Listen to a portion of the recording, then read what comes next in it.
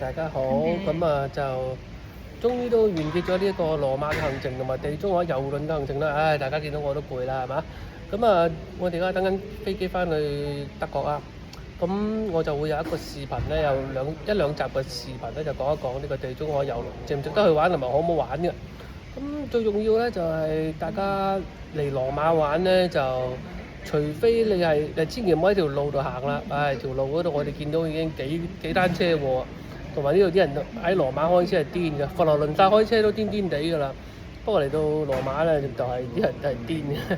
你就算係咩胡志明高手啊，又或者台灣開車、香港開車、大陸開車啲高手嚟到呢度都係唔夠阿婆鏈啊！好啊，翻到去睇我視頻嚟羅馬玩，值得㗎，但係一定要報團啊！落船先至報團，再翻去機場翻屋企，拜拜。